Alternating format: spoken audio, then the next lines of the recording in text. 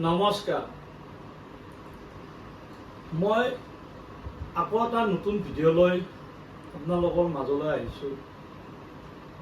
আপোনালোকৰ পৰা মই যথেষ্টখিনি মৰম পাইছোঁ। মোৰ মোবাইলৰ প্ৰতি বেছি জ্ঞান নাই, মই মোবাইল সিমান নাজানো। আপোনালোকে যদি কেতিয়াবা কমেণ্ট কৰিছে, তাতে যদি মই ৰিপ্লাই দিব পৰা নাই, আপোনালোকে বেয়া নাপাব। আপোনালোকে আপোনালোকৰ আগৰ দৰে মোক মৰম আৰু স্নেহবোৰ দি যাওক। আজি আহিছোঁ এটা সৰু কথা, সাধাৰণ কথা বুলি নাভাবিব, সেইটো ডাঙৰে। আমি ৰাশিৰ ওপৰত আজি এটা ভিডিঅ' বনাইছোঁ। মানুহৰ কি ৰাশি হ'লে কি কি আখৰত কি ৰাশি হ'ব পাৰে। এতিয়া আমাৰ মেষ ৰাশি, প্ৰথম হৈছে ৰাশি 12টা। 12টাৰ পৰা মেষৰ পৰা মীনলৈকে আছে। মেষ, বৃষ, মিথুন, কৰ্কট, সিংহ, কন্যা, তুলা, বৃশ্চিক, ধনু, মকৰ, কুম্ভ আৰু মীন ৰাশি। এতিয়া মেষ ৰাশিটো কেনেকে গম পাব আপোনালোকে?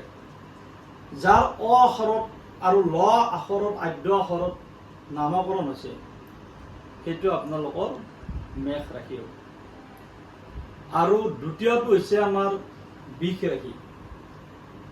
বৃষ ৰাশিটো হৈছে ব আৰু হস্ৰ উ, আৰু আমাৰ অফলাৰ এটো, এই তিনিটা আখৰত বৃষ ৰাশি তৈয়াৰ হয়। তাৰে পিছত আহিল মিথুন ৰাশি। মিথুন ৰাশিটো ক আৰু দ্বিতীয় চ যদি আদ্য আখৰত থাকে, তেতিয়াহ'লে এইটো মিথুন ৰাশি বুলি আপোনালোকে জানিব।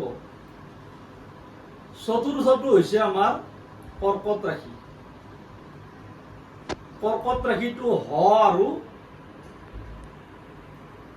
মধুনাৰ দৰ দ্বাৰাই কৰ্কট ৰাশি হয়। এতিয়া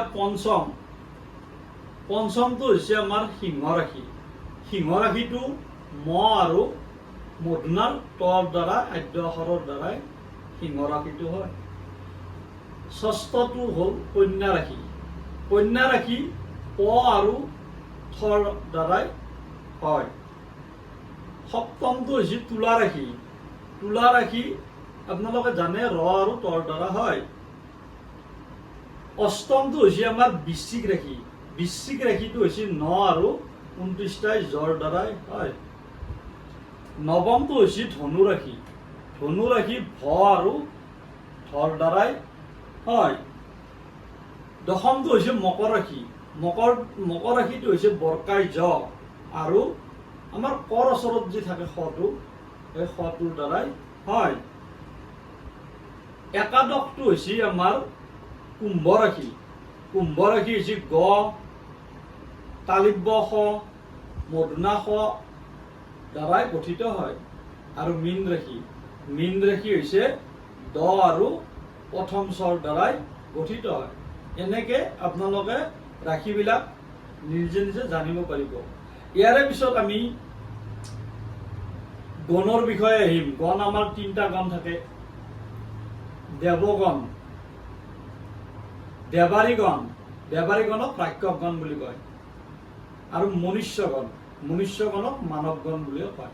এই 3টা গণ আছে। গতিকে গণৰ বিষয়ে আলোচনা কৰিম, কি কি ৰাশিৰ ওপৰত গণ হ'ব।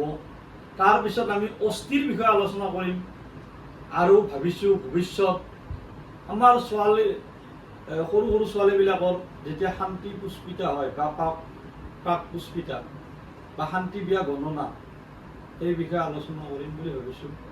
গতিকে আপোনালোকে এনেকৈ মোৰ ভিডিঅ'বিলাক চাই যাই থাকক। জ্যোতিষৰ বিষয়ে আটাইবোৰ বস্তু আপোনালোকে পাব। নমস্কাৰ।